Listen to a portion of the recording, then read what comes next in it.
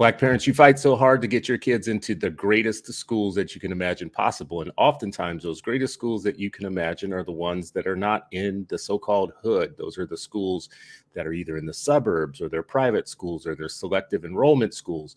These are schools where you think that you could put your kids into the safe harbor of high achieving students, a sea of high achieving students, and high academic performance.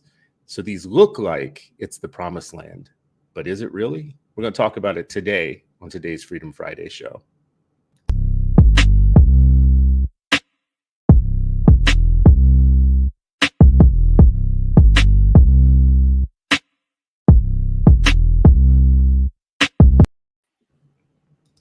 Well, welcome to another episode of Freedom Friday. Today is Friday, of course, and we learn in peace, but sometimes we choose violence. I'm back with my brother, Sharif El-Mekki. He's laughing because I choose violence at least 3 times a day. This will be my first one today. It's still early. It's still early. It's still early. I got 2 more times. Joy Jones, morning to you too. I see you have just come in. We got 3-4 people jumping in. Like, share the show, send it out to your friends and family, because we're going to get into it today, talking about these schools that we think are the safe harbor for our kids. Sometimes that they're not. When I say these schools, I mean selective schools, schools that are outside of the hood, or schools that are either private or some sort of special school like magnets, or just whatever we think is the shining school on the hill where we could put our kids and it's going to all go well. Sometimes that's not the case. Good morning, Vicky Redmond. See you there coming in. Sharif, brother, how are you doing this morning? Doing well, man. Great to be here. Happy Friday. Friday's always special days. And yeah, looking forward to the show and this weekend. Well, apropos to the show, you and I just were in Indianapolis. So people, to the folks of Indy, thank you so much for hosting us so well. Naptown. Yeah, I didn't even know what Naptown was, but there we were in Indy, and we did a show at the Madam C.J. Walker Theater, which was amazing. It was a beautiful theater. We were well hosted, well received.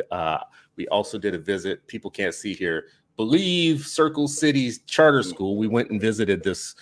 We visited a couple of schools, but I want to talk about Believe specifically.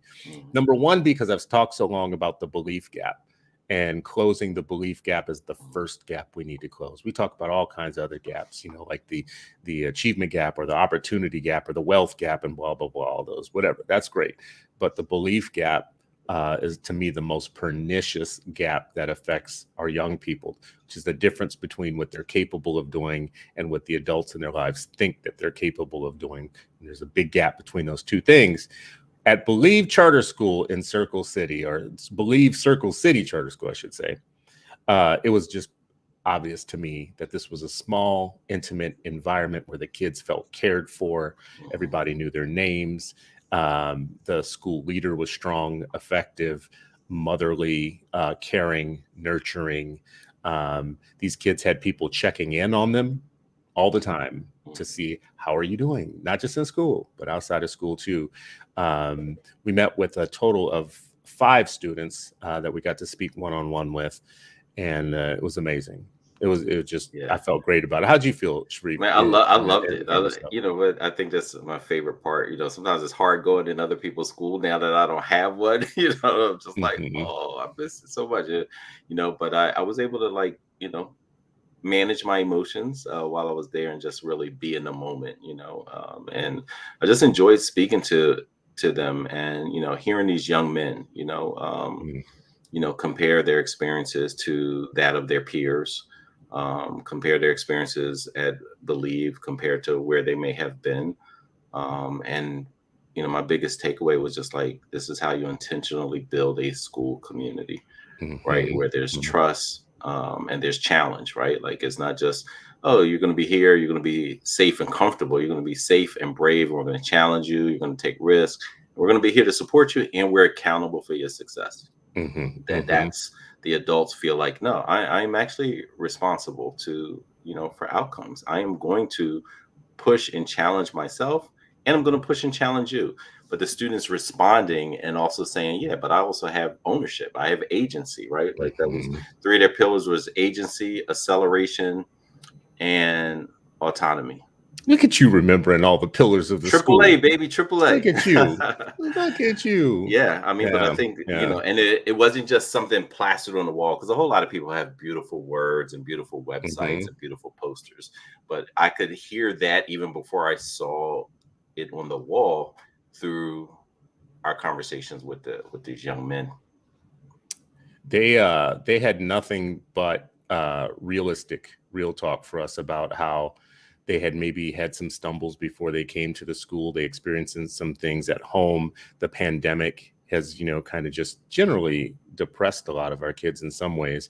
But to know that school was a place where they would be nurtured and cared for made it easier for them to see it as a place to come. They wanted to be there. They wanted to be around. This was family to them.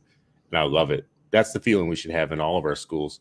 It's apropos for our subject today. So it's a good transition into what we're talking about today. Before we jump in, though, Natalie Hester, good to see you. Good morning. Elaine Wells, Sister Wells, thank you so much for Well, sharing the Sister show. Elaine. Sister Wells is sharing the show out this morning with multiple people, and we hope that they come in. And if you are here and stopping by, say good morning in the comments. And if you have any questions, thoughts, or things that you think would make the discussion better, drop it in the comments. We'll take a look at it. So, Sharif, I asked you, what did you think about we should talk about today? And you said, well, let's talk about this situation with selective schools. And it's kind of a multi-pronged discussion because there's different pieces of it. So we have selective magnet schools, we have suburban schools, we have schools where it's just not easy to get in, and it takes some effort for parents to get their kids there. And the idea is if you can get your kids there, their life will be better, their outcomes will be better. So parents go through all kinds of stuff to make it happen. They pay for more, they pay for a bigger mortgage. They move across town. They go through pretty rigorous magnet school application processes or whatnot. But it doesn't always end up to be the thing that they wanted it to be. You sent me multiple articles, looked through them. Several of them are about Black people, Black students talking about their experiences in these schools, in mostly white schools when they get there. And the experiences are kind of heartbreaking, gut wrenching. So what about this topic to you resonates with you the most, and why do you want to talk about this as a topic? Yeah, I mean, I think there were a couple things all happening at once that really made me so it was on my the front of my mind as I was thinking. So one, Philadelphia school district leaders are revamping the magnet school application or acceptance process, removing some of it from principals or leadership teams managing it tightly and deciding who can come to those schools.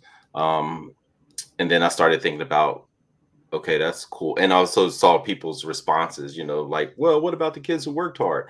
But meaning that are you implying that, Black kids don't work hard? Because in these schools, in these selective public schools, there's a distinct difference between what the overall city demographics are and what these magnet school demographics are. So in a place like Philadelphia, where the vast majority, probably 70-80% of the students are students of color, when you get to these magnet schools, it's the Black and brown folks that are minority. And like, how does that happen just in these schools? But I also think about neighborhood schools. So if we have however many, magnet schools and criteria-based schools where you might have to do an interview, so people are like, oh, are you a right fit? Some of these schools start really young. And so elementary school kids, you may be penalized because you missed too many days, even though you can't get yourself to school.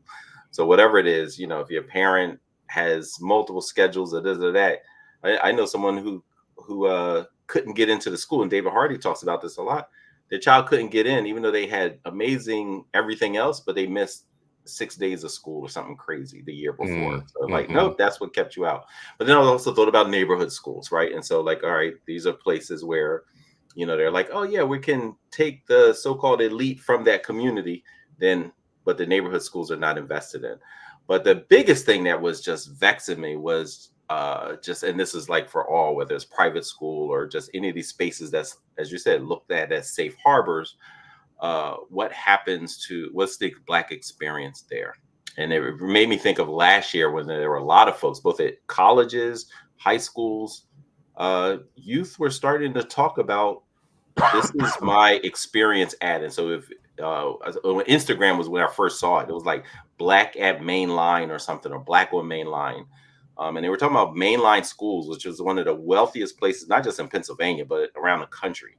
There's a string of private schools, and there's some black and brown students who get there, and they're talking about their experiences, and it is just gut wrenching, as you said, to not only read it, but then to also to not be surprised. I was thinking about that. Like, I'm not even surprised, and that hurt over on top of it. It's like compound gut wrenching. Yeah, and it's got to be even more gut wrenching for parents if you think about it,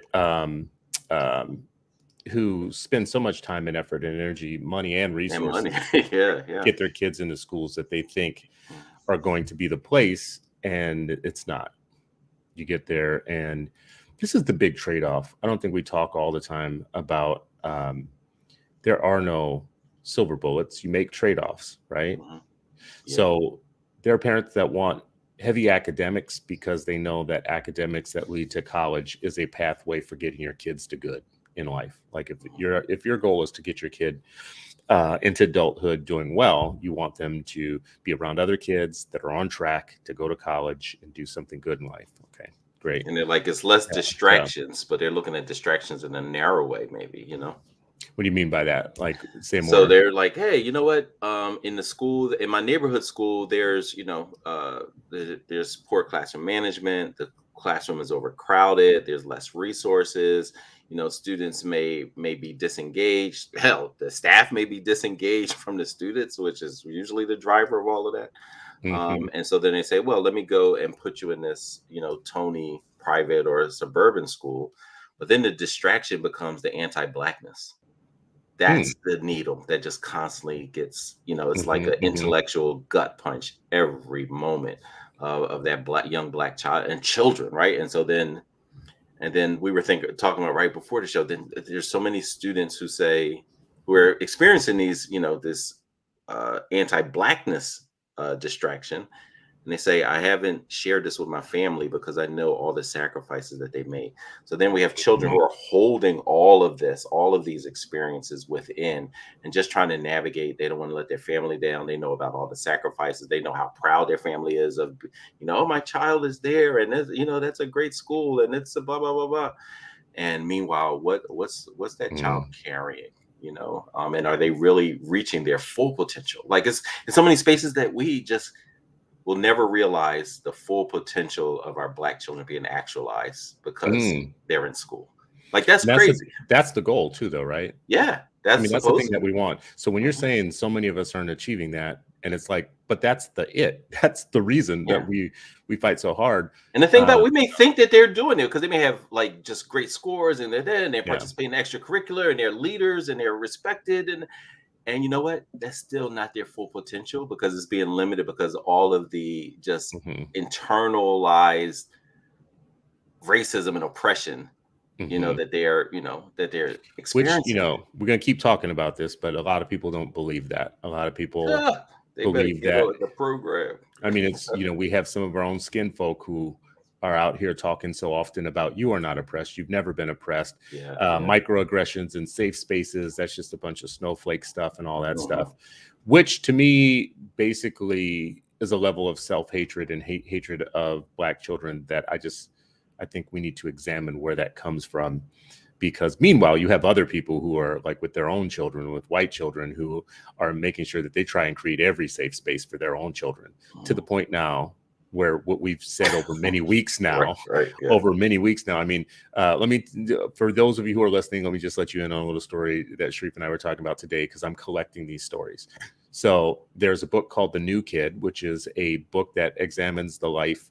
It's a funny and illustrative book about a black kid who's trying to fit in a new school, and he's the new kid, and it's a black kid who's having some adventures fitting in type of thing or whatever.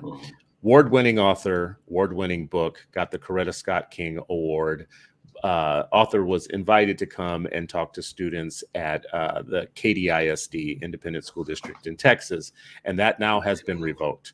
He cannot come, and the book has been temporarily suspended and removed because one white mom, one white parent who had ran for school board before, who's among the national syndicate of white moms who are fighting for a white nationalist agenda in public schools, she didn't like it. So she took it to the board. She started a change.org petition. The petition was so bad that it got removed from change.org for violating community guidelines. That's how obviously racist some of these things are. And now that author's not coming. Those students aren't going to see it. And a book that examines the life of a Black kid fitting into a new school that is considered comedic and insightful won't be in the hands of those students because of one Black mother who didn't want her, one Black child. And she said, this is what she said. Well, it doesn't really have CRT themes in it, but the kid experiences some bad experiences with white kids, and that might make my white kids feel bad reading it. Yeah, but Diary of a Wimpy Kid, that's amazing, right? Like, that experience is fine, but it's crazy. And then what? There's Connecticut legislator for him. And the thing about it, when people say this stuff, they know that they are in safe spaces to share this, right? It's not like they're going to say it and people are going to be aghast. They're like, yeah, there will be a group that not down with this, but there's a whole lot of folks. My tribe is going to ride with me. They're the original ride or die group, right? So folks were dying every time they were riding, and that continues to this day.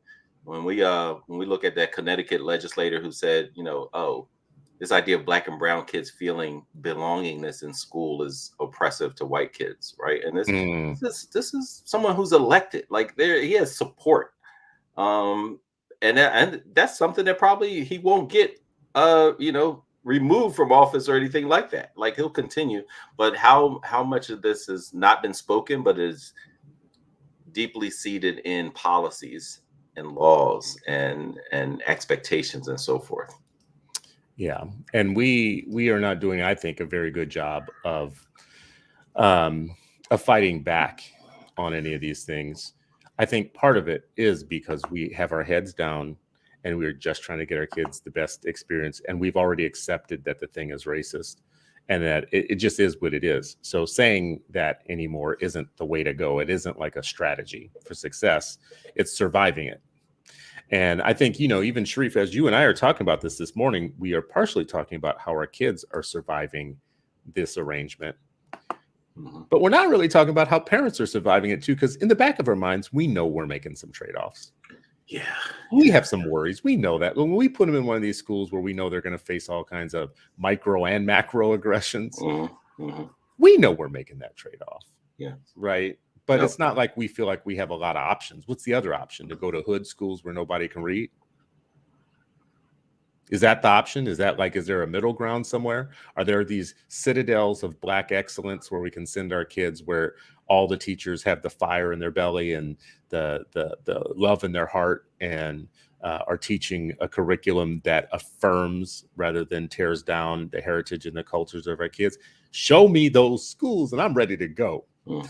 Right. So few. Right. So and I think those, and what you described, for families, and like the angst of like, I'm sending you here and you're doing it before you can even have conversations with your child, right? That kid going to kindergarten, first grade or whatever, and you're in a place like Lower Merion, right? And basically this is a little dated, but 2016, Lower Merion had the 5th highest per capita income in the country with a population of 50,000 or more.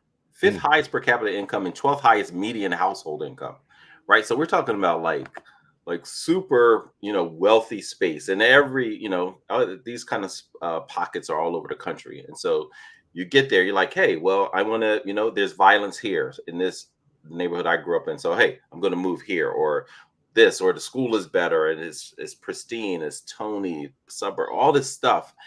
And yet you're in the back of your mind, what's the racial stress of knowing like, man, my kid is going to go through this. And then what are those conversations? When we had Hillary Beard last year on the 8 Black Hands, one of the things she talked about was working with families who were going through this. She co-authored a book that describes the experiences of a couple of young Black boys in private schools and what their experiences were like.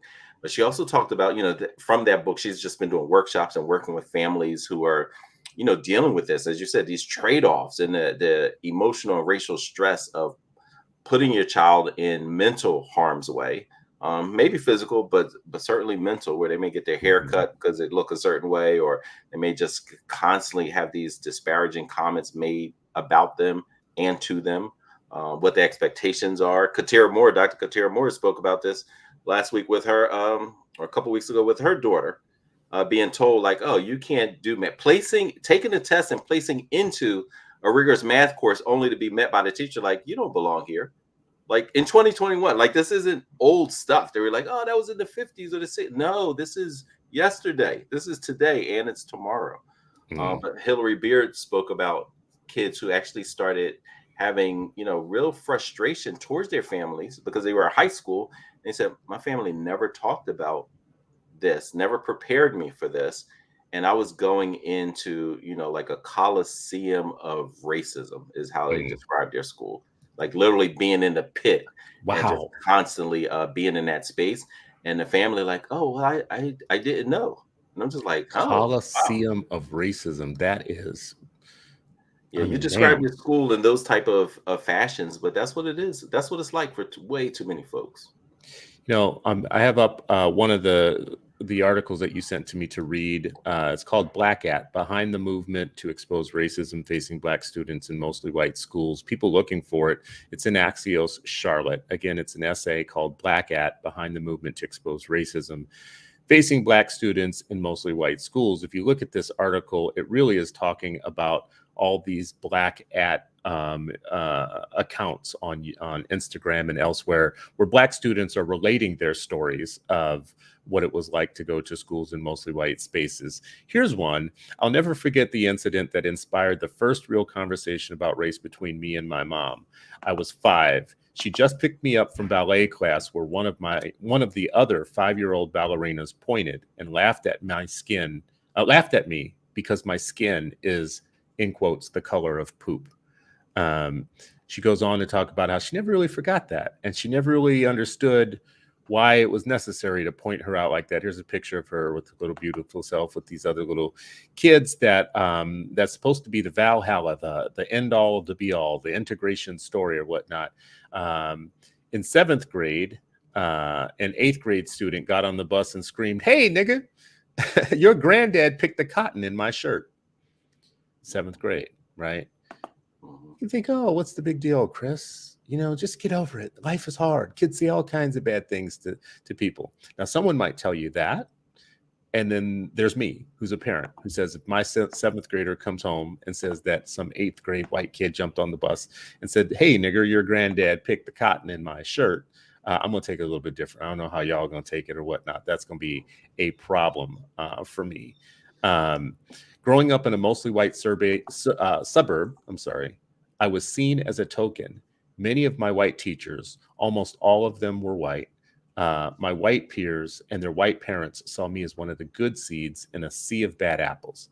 So it's not just the microaggressions around you are somehow deficient. It could also be the opposite, which is most Black people are a problem, but you're a good one. You're one of the good ones. And then you start looking to be stroked that way and petted that way. So you become, for white audiences, the Candace Owens of the white audience. This is where Candace Owens has come from.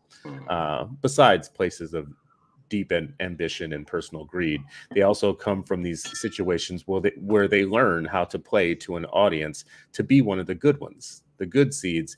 But even that has to strike down in you a piece of your racial pride in your people, because what you're telling yourself is somehow I ended up being one of the good ones, but Black is still bad and Black people are still bad overall.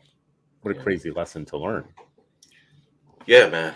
And the thing about it, this also reminds me, and I put in our private chat on this, when there was a few years ago, I remember just all of a sudden my phone started blowing up on Twitter about when I realized I was Black, right? And so there were these adults sharing experiences, very much like the young lady at ballet described. And they were sharing, like, this is when I realized the anti-Blackness and how young that was. And many of the stories were both in school and out of school. But if it's a 360-degree experience, minus the little, you know what I mean? Like, where can you just be safe, right? Where is all this, like, Black while driving, Black while walking, Black while taking fishing, Black while being bird watching. And then those are adults. And then you think about the children. Like, when is it just safe? Like, when, when you really think about that, it's nuts. And so this hashtag realize I was Black was all about, adults sharing. This is when I first recognized this. And then you look at that main line one, Black main line speaks out or something. I put that in the chat too, man. It was just, I mean, they're just snapshots of all these experiences. And what you see there are a lot of folks who just get defensive. They don't want to hear. The same one side of their mouth, they're talking about, we want to hear student voices. A child shares their experiences. They're like, oh, stop complaining. It ain't that bad. Work harder, whatever, toughen up, whatever it is, right? It's this negative reaction to students sharing their lived experiences. And it's crazy, man.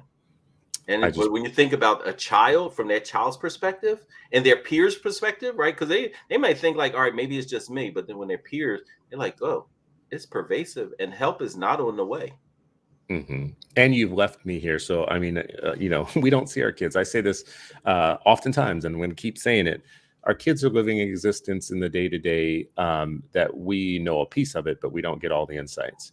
So they are on this level. They are operating. They're walking through hallways. They're interacting with teachers. Like, if you had like one of those cameras on your kid where you could see what they're seeing, hearing, and experiencing all day long, you would probably get some insights you don't have right now. And some folks got during the online learning of they got a piece of it. A piece, they got a piece of it. Mm-hmm. Yeah, they got a piece of it, and specific to Black students who are in mostly white schools, are schools that have a white normed frame for existing. Those kids are living and experiencing things that I'm for sure their parents don't always know about. As we're feeling all self-important about, oh my God, I worked hard to get here, and look at us, we got the little mortgage and we got our kids in the house and everything, but your kids experiencing something every day that could be destructive. I put up here what you had just talked about, the Mainline Speaks account at Instagram. It's called Black Mainline Speaks at Instagram. If you go to Instagram, you'll look it up. It's got 22,000 followers. And it's all these stories of people, saying what it was like to be Black in different places. And here's one from Agnes Irwin, school alum, 2019. A few days after the Unite the Right rally, a group of students created a group chat titled Cool Kids Club, all spelled with K's, KKK, and added a number of Jewish, Black, Hispanic, and Muslim students to it, right? And then, you had stories coming out of like students participating in a Snapchat slave auction of all the Black students in their schools. And it was discovered by an adult somewhere, and the white kids in the school were literally doing a trade of a slave auction trade of their Black classmates in the school. You can add up those stories. They just keep adding up. You can pretend like they don't exist. You can gaslight us and pretend like it's all in our head, or we're making too much of things. And you can isolate people who do talk about it and experience it. But like timelines like this Black Mainline Speaks is a timeline where those voices won't be marginalized, because people get to see, oh, I wasn't the only one, or we weren't the only ones, or it wasn't just at my school, or it wasn't just in my part of the world. This is a common experience. And once you start seeing that there's something that's a common experience that's universally negative, like racism, you can stop allowing yourself to be gaslit by the broader population, by more people. Sharif,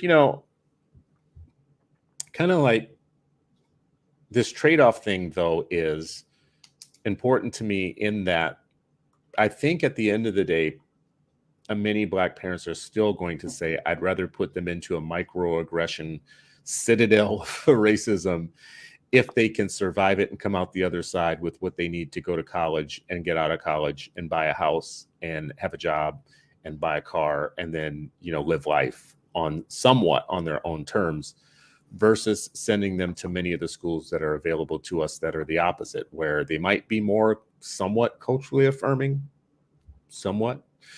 They might have more people that look like them. They might be served by more people that look like them.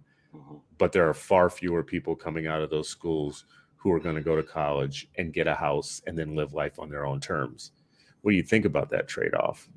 Yeah, I mean, I think that's a very deeply what people are wrestling with, and I think I would imagine that a lot of families are how they're thinking about a part of the calculus is what can I supplement? Like this is going to be their experience. Okay, what can I supplement? If they go here, can I supplement experiences that support their positive racial identity?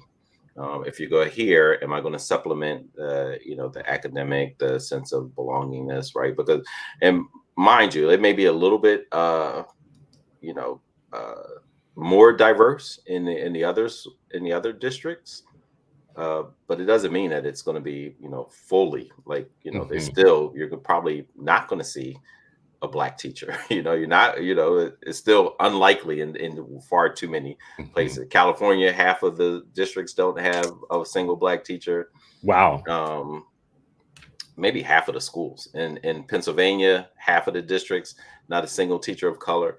Right. And so it may be in those, you're just, I think just grappling with so much on top of everything else that, that families are working with. This is also something. And so when you're talking about racial stress, it's not just, oh, this is what I'm experiencing as an adult in my job or with my landlord or with the police or with the political apparatus. It's also, here are my children. Yeah. Oh, here are my multiple children. Oh, here's my neighbor kids, right? Because we take on the stress of the people we love too, right? So it's like the community's children and what they're going through and what can we supplement. And this is why, listen, shout out to like clear-eyed educators in schools who are saying like, no, not in my watch, that children can find actually a safe harbor in that coliseum of hatred, that in that, even if it's just in that space, even if they don't teach that person, but they're there. But that also adds to the stress of that lone and lonely teacher of color, right? Because they feel a responsibility. They feel like, oh, I have to actually protect and serve in a way that's intellectual, academic, emotional, spiritual, cultural. And I might not even teach that child. So not only am I trying to deliver on outcomes for the students that I serve, but then also try to be just a beacon of hope for so many others, right? And an accountability for my colleagues and supervisors who may just ignore it, right? Like, and so it's just so much. That part is really important because one of the students, actually, I think it was more than one, in the Black at article said that white teachers and any teachers weren't checking each other on their own participation in the microaggressions. And in matter of fact, in one case, the kid was like told to, toughen up a little bit, or just, they don't mean anything by it. It's just kids being kids. You've heard me tell this story here locally. We had a situation with Muslim students who were being harassed by other students who were chasing them down and rubbing bacon on their head and all that stuff. They thought it was real funny to chase these girls down and do that. But the teachers were participating. And when the parents complained to the principals, the parents were told, if you're going to make it in America, you need to really toughen up a little bit. This is just playing. People don't mean much by it. In one case, the teachers had handed out air freshener to students to spray on the kids as they walked by, So CARE came in and had to do a lot of investigating of this district, but it was a lot of the parents, the principals, the teachers, all collectively saying, listen, kids will be kids. Just let them be kids. This is the type of stuff that, don't be so sensitive. So I see Vicki Redmond here has a quote that just has my hair on fire. She says, in junior high school, my homeroom teacher insisted on calling me Victoria. I kept telling her, my name is Vicky. She responded, your mom named you Vicky because she couldn't spell Victoria. Damn. When I responded, she called the principal. He called my father, who, by the way, is a black teacher, and the superintendent came. They didn't want publicity. Now, imagine if her father wasn't a Black teacher who came once getting that call. She would still be being called Victoria, supposedly because her mom couldn't spell Vicky. Can you imagine the kind of slaps that need to happen in a situation like that? I mean, and that's the thing. Like, we all look at these images of Linda Brown and Ruby Bridges and them going through just like outright hostility, terrorism, terrorism attached to schools. And for some reason, we think like it all just disappeared just because we don't have those images. There's a veneer that's placed right on top of that, and like those images prevail. It's the experience prevails. It looks maybe a little bit differently, not as public.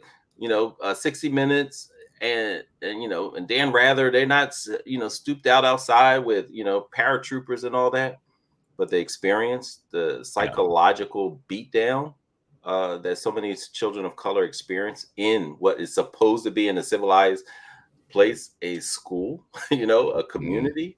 It's the exact opposite. It ain't a community for them. It's literally a minefield, and they're just trying to navigate and graduate and try to reach their aspirations once they get beyond that particular place. But all they're doing is going to another. It's like practice for anti-Blackness in the real world, right? Like that's what school is. It's like, hey, here's your practice. Damn, that's deep. For anti-Blackness. And now go out in the real world and see if you can survive. Like that's the moment that Black child discovers that that's their situation, they have to start questioning. It has to start a different level of cognition. Wait a second.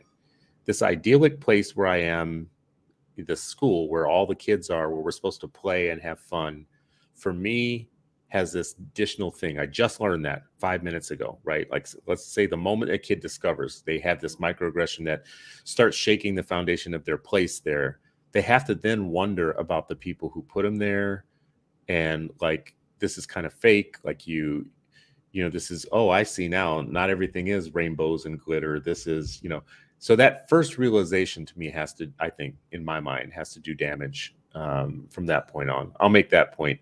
The other point I want to make is that, we have like Sister Toya, Mama Toya in the feed here, who would probably be screaming at us to say like, listen, I paid money to put my kids in one of these, Catholic schools, thinking that it was going to be all that, and it wasn't all that, So not only are you making moves, it's costing you money to do it, only to figure out that it's not all that you thought it was.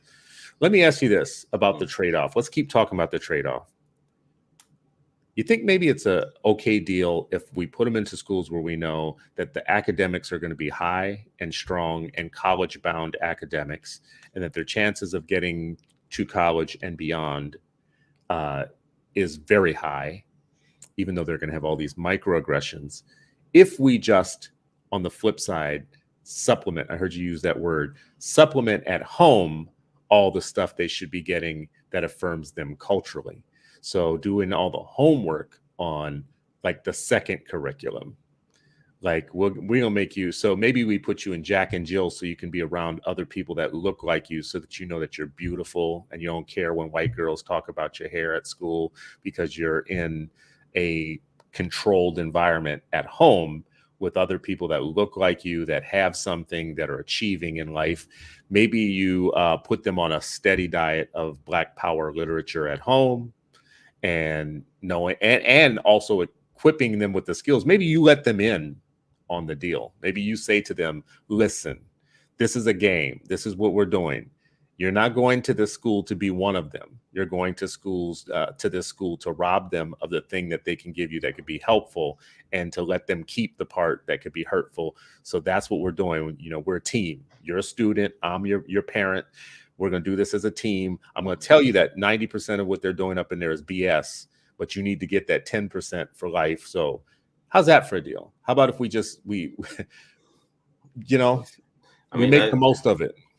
I mean, I think that's what folks are forced to do. I don't think it's what they optimally would want, right? Like, everybody's talking about reimagine, but I don't often hear them talking about some of this specifically. And they are, but I'm just saying, like, just, specifically, if can we reimagine that whole relationship, that dynamic, that that power, that blueprint that parents have to sit at their table with their child to figure all of this out. What does that mean? And I also think of, like, if you're giving this shield and these tools to a child, it also goes into human growth development. What's their capacity? Like, when do they feel like they are, like, just treading water? When do they feel like I'm drowning?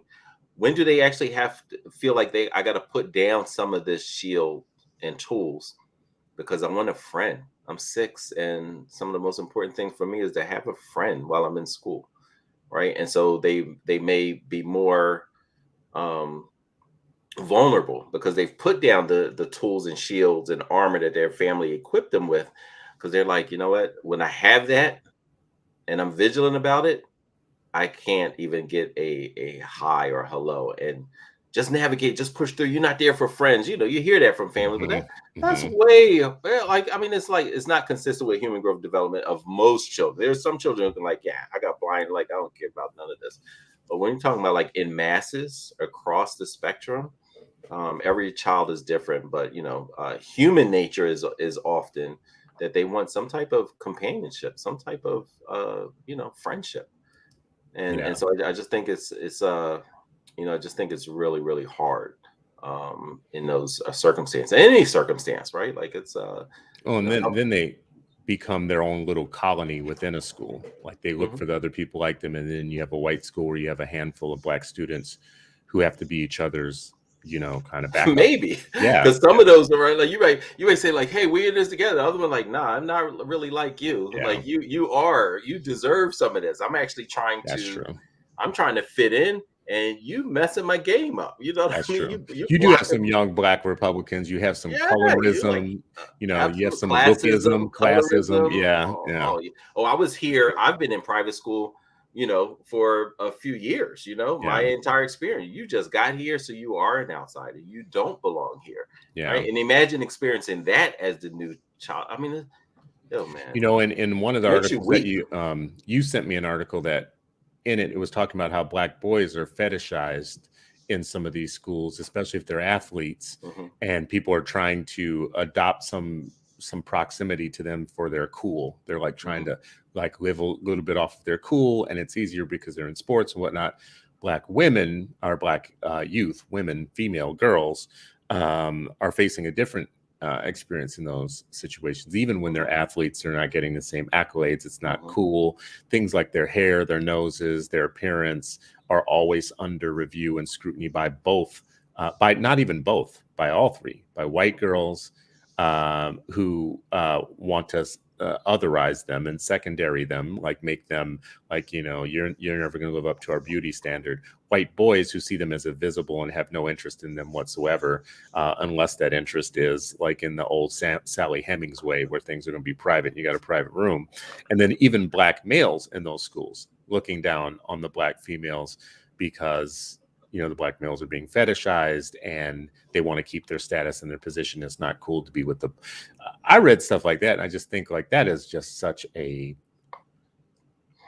as a father of a daughter too, like the idea that that's what your daughter is experiencing in a school should make you want to move them right away, like to a place where they're going to be affirmed and they're not going to go through that. I mean, how does that not live with you after adolescence and then your early 20s and so on? It's crazy. Yeah. Brother Gaskins here says, I always wonder what sort of parents would send their child to a racist school like they allowed Ruby to experience. The power of parent engagement and training had little Ruby seeing white folks as broken versus anything being wrong with her. Today, without that home training and engagement, it's the other way around for our children. And I don't know, Brother Gaskins, I have to say, like, I'm with you when I think about the parents that are fighting for integration as the only thing that will save us. And there are so many of those people. I just wonder about what kind of self-hate it requires you to be one of those people who think that only breaking up the black peer effect is the way for us to go. And, our only salvation is in white schools. I agree with you. I don't understand that part. But I do get the trade-off that parents are making when they don't want to send their kids to schools that have very low academic quality And so they have to make the trade-off to send them to one that has high academic quality necessarily, that is not necessarily, I should say, culturally affirming. I get that trade-off.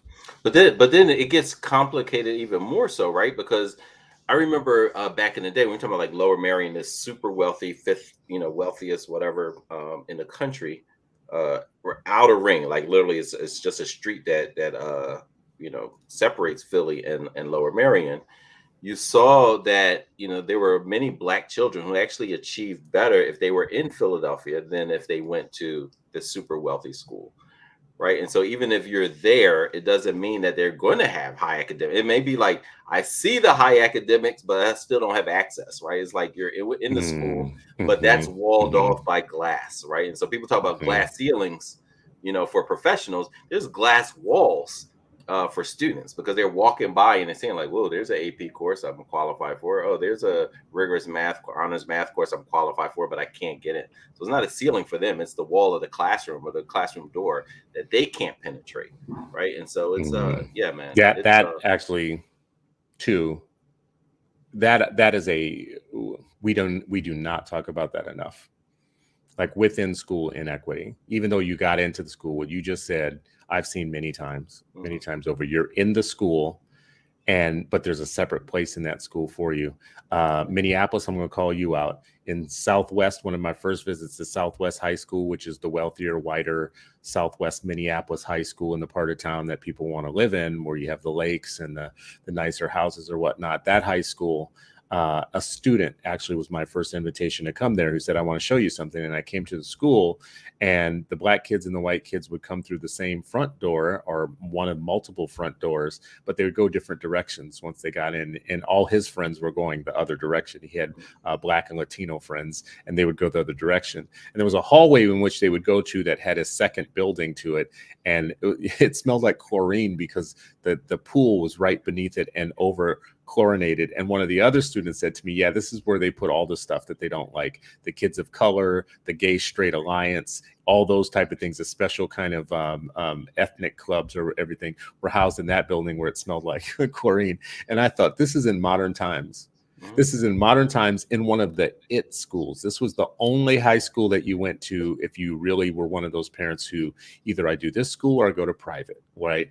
So even within that school, there was pretty serious separation of the races and segregation. One of the students, when I came back, who gave me a tour, was able to give me a tour because she had been left behind on a field trip she couldn't afford to go on. So her entire class was at a Japanese garden somewhere learning about Japanese flowers, and she didn't have the money to go on the field trip. So she was left behind at the school, which gave her the opportunity to give me a tour. I was a board member at the time, a school board member. So that was kind of that was probably something the principal didn't want to happen. But I thought, wow, look at this. She got in. She was from the north side of Minneapolis, which is the side of Minneapolis that has a lot of blight and economic disinvestment. And she was in this school that was, that was making it kind of. Yeah. And she was left behind in one of those situations. Another school that I went to that became a big problem for me and a big issue, a parent had related to me that her daughter related to her, that she had a friend, but she only gets to see her during one period or lunch or something like that, or recess, because she's one of the brown kids and she gets with the brown kids. And her parent didn't really understand what that meant until she volunteered at the school. But they had a so-called Spanish immersion school. But what they were doing were they were putting all the Spanish-speaking Latinx kids together for the full day. And then for immersion parts, they would bring the white kids in to have some experience with them or whatnot. So they were getting the experience of those kids. And I told the principal, oh, so that's your human petting zoo. That's what you've basically created in your school. You have the kids here, but you're not integrating them within the school. But that was one of the best schools in the district. Not one of, that was the best school in the district. The one that everybody fought and even got attorneys to get into. So these Latino kids were supposed to be happy that they were there. Just to be there. Yeah. Just to be there, even though they were only there to serve as color commentary for the other students.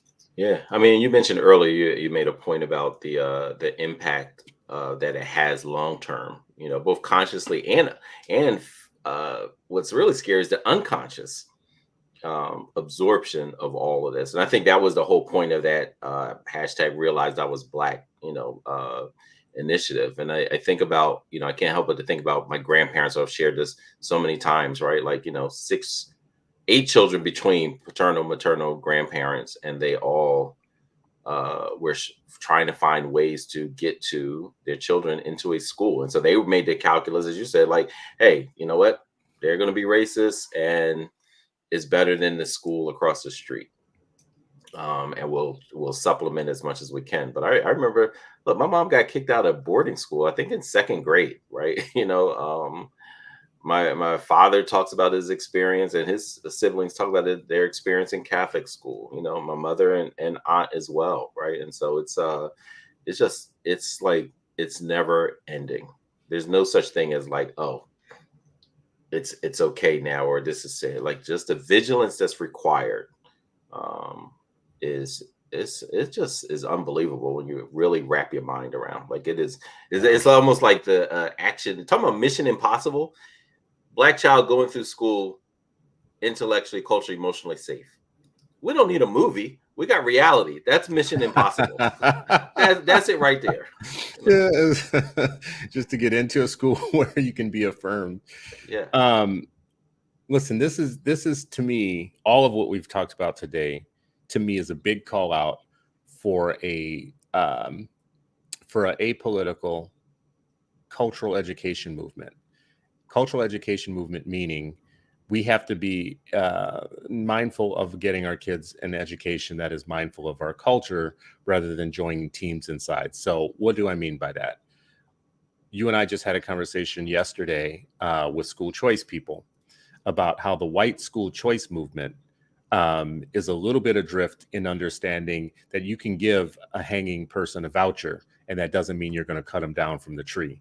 Meaning we can get kids out of the mainline racist, classist system of education, the public education system, but what's waiting for them after that? Are there all these culturally affirming Black private schools that are just waiting for us? Here's your voucher, out the pan, out the pan and in the fire, right? Hey, you got a voucher though. Right. You got a voucher, and this is where I think they are so short-sighted, and they need to they need to talk to Jesus just a little bit, in that they give you a voucher, which is a ticket out the door, but they don't put the financial infrastructure in place for you to build your real freedom. Your real freedom isn't the voucher. That's not even your real freedom. That's the door to freedom, but it's not the actual freedom. The actual freedom is to own the means of production and education for yourself, to build Black educational capital. And that's not already built. So you can get the voucher, you can get out of the mainline system, but what's waiting for you? Is there some? There isn't. We already just said that. There isn't some large national network of private schools that are affirming of Black students, that understand the history of Black pedagogical interventions, that have worked with Black students, all the way throughout that doesn't exist yet. So it's great to put all your money into just changing the law or just getting you a voucher. But if the only thing is waiting for you is a whole bunch of culturally incompetent white private schools, no, thank you. That's a half plan. That's a half step. That's pulling the knife out from 12 inches to 6 inches and calling it progress. We're not interested in that. And on the flip side, though, the public school zealots, the people who think that public schools are temples and religious people, they're religious about these public schools. Yeah, the public goods and all that. Man, y'all are some idiots. But anyways, like that group of people, integration. Just instead of trying to get out of the system, why don't we just fight to make it better? I've heard that in the last 3 days from multiple white liberals on Twitter who are saying, I don't disagree that the schools are kind of racist or can be, but I had a great experience in them, and they're for all of us, and they're for the greater good. So let's just stand together and make them better. For me. Yeah, work for me. Let's stand together and just make them better for you people. And integration will be the thing. We'll just integrate. We'll integrate white suburban. Nicole Hannah-Jones, again, her and Neil McCluskey. So one's an integrationist for public schools, the other's a private school people. They're arguing online and Twitter about it, and they're both wrong. Because she's like, well, why don't we just, break down the boundaries and send kids to suburban schools and mix all the kids up and whatnot? nothing there either about cultural competence.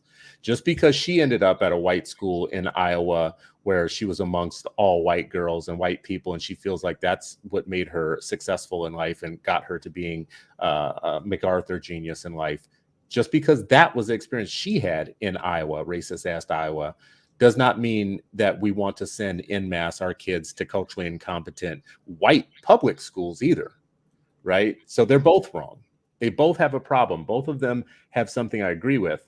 I agree with good percentage of what Nicole is saying and a good percentage of what Neil is saying. And I both think the fatal flaw in both of their premises is neither one ends up with culturally competent schools made specifically to designed specifically to reverse many centuries of built up science, racial sciences that have marginalized Black people specifically, not as people of color or any other thing. The anti-nigger machine of the United States actually has not been dismantled. And a good part of that machine is the training of our young people in their early years. And this country, like most parts of the colonial empire, have seen training the young as the first step in creating slaves, period. And none of our schools are looking at erasing that. Not the private ones, not the public ones, not the charters, not the magnets. None of them are taking on that specific problem. They're acting like we're in some post-racial society, like racism ended at some point, magically anti-Blackness ended at some point, and now we could just all choose the same thing. We can act as if the white family next door to me, we're on even grounds, and we should all just at this point work together and fix. No, what that would be doing is that would be doing a cultural and an intellectual lobotomy on people so that they forget their oppression, and that's what all of this is about. This anti-CRT stuff is about erasing the details of history that would remind us of where we are today and how we got here. The let's just integrate would be a way of letting the good white liberal, the white moderate that King talked about, off the hook for doing any hard work of actually giving up and sacrificing some things. They'd rather say, instead of giving you a ticket out of the system that works so well for us as middle-class white gentrifiers who vote for Obama, instead of giving you some out from that, why don't we just include of you in our gentrifying schools and we'll integrate you in? They'll still be 90 to 80% white, but at least we're letting you in, and then we'll break up all that nasty Black pathology that you guys have when you're together by bringing you in the white lights at the grace of us. Man, we're getting a raw deal on all sides. Like, this to me is a big example of we need something for us, by us. Yeah, this has been a sobering conversation. Like, man, I mean, but it's like, when you think about it and like what this actually means, and when people have these experiences, like, oh, it worked for me, and I'm just like, I hear what your experience was, and I can tell you my experience was actually about in a school that was, the genesis of it was for the success of Black children. It wasn't, the genesis of it wasn't anti-Black, and they're like, hey, we're going to change the window curtains and make it a little less, anti-Black, or we're going to just, eat around the edges and make it, we used to eat that hot oatmeal all winter, and grits and cream of wheat. Like, eat around the edges till it cool off. That's what the experience in a lot of these educational spaces is like. Eat around the edges, incremental, plod along. It's okay. Stop being so angry. We are making progress. All of that, and people really need to listen. Especially the white folks who are in these spaces. Like, you need to listen to what Martin said about moderate, white folks, because you may call yourself that, or progressive. Listen to Malcolm of his many conversations about the liberal white folks, and what that means, and the impact, and find out and really reflect on when did it actually change in society, because those things that they warned you of and us of, are still pervasive. And I would say to families, please just keep talking to your children. There's no perfect solution. I wish you could tune in here. We like, hey, do this. Every child is different. Every situation is different. Every circumstance, all of that. Please talk to your children, not just how was school. Ask them, When did you feel the most respected today? When did you feel marginalized? When was the time that you cringed? When was the time that you felt proud? When was the time that you felt accepted? Ask questions that have to, kind of help a child process and reveal, so you can get more of that insight of an experience that you are not there, as Chris said, like you're not that camera, you're not there, you have no drone. As much as you want a helicopter, you can't drone a child in school. And so ask the questions that are go beyond how was your day, how was school, what'd you learn? Save that for the end. First questions are, how are you feeling? When did you feel at your highest level, and what were your low points and why? And who helps you feel your best? Who challenges and supports you? Who makes you feel loved and the sense of belonging? Who protected you last week? And who did you feel abandoned you? And get the child to start thinking about those questions, because some of them, they may not even have the words to describe the oppression that they're experiencing. I love that. I think actually parents probing further what you just said and asking better questions is something we're not trained to do. So I think we need to hear that more. Having examples of what those questions should be. There's a lot of like, hey, how was your day? Good. Oh, yeah. Oh, okay. And then that's it. So these deeper questions of probing, no, really. Let's talk further about like, let's rate your day. What would you rate it on a 1 to 10? And why? I'd rate it as a 5. What? A 5? Where did 5 points go? Let's talk about this, right? That starts a conversation. And what would it need to happen for it to get to an 8? Like right. what would have had 10, right? Bro, let's think. Okay. Yes, absolutely. No. Absolutely. Michelle Johnson put in the comments, she pulled out one of your quotes, there's no perfect solution. And I love simplicity. The simple thing I think that we're talking about today is exactly that, Michelle and others. There is no perfect solution if your goal is to, number one, get your kids an academic environment that prepares them for the world and gets them ready to be part of the ownership class rather than the owned class. There is no perfect solution for getting there, but there has never been any perfect solution for people, marginalized people in colonist countries ever. As a matter of fact, all of our roads to freedom have been improvised. So if we are not good improvisers, if we cannot improvise, and that is the reason you have jazz and you have hip hop and you have Black culture and you have Black style and whatnot, it's almost 90% improvising, always. And that's what we have to be thinking. I can't speak my own language. I'm creating a new one, right? Like that's right. That's right. If there's no way, there's my way, right? And right now there is no way towards a large opportunity for culturally affirming, academically high-performing schools for en masse for colonized people in the United States. There just isn't. Let's be real about that. So all roads to our freedom are ones we're going to improvise for ourselves together, collectively, and as individual families. Like my route might not be yours. I'm in the exurbs. You might want the suburbs. You might want an urban situation. You might want charter. Might want magnet. What we should be committed to doing is supporting all of our choices, no matter how we make them. Give each other some grace on why you chose A and I chose B. And the second thing I think to do is actually to make them as child-centered as possible, because maybe you put your kid in one of those improvised situations and you figure out by listening to them, oh yeah, this is going to do more damage than good, and you pull them out and you move them. Right? Like it can't just be like you figure something out and you stick with it and it's in spite of your kids. Like I love where you ended that, Sharif. Listen to your children when they say things to you about their experiences at school. Listen like a lawyer, like an attorney, and prosecute these schools for their racism. Anyways, this has been another Freedom Friday. Very edifying conversation for me, as always. I love these conversations week to week. We need to keep having them. I love the community of people that come and stick with us. The Brother Gaskins of the world, the Brother Conrads of the world, the Sister Johnson and Sister Wells and Sister Jones and Vicki Redmond. That story that you told today is going to have my hair on fire for like several days. So I appreciate you dropping that in there. Sister Jones, Sister Miller.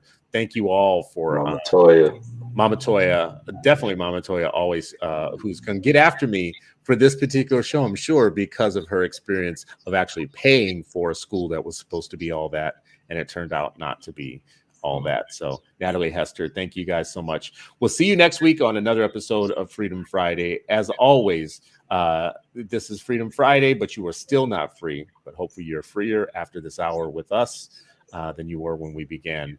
We love you. We appreciate you. And please share this show with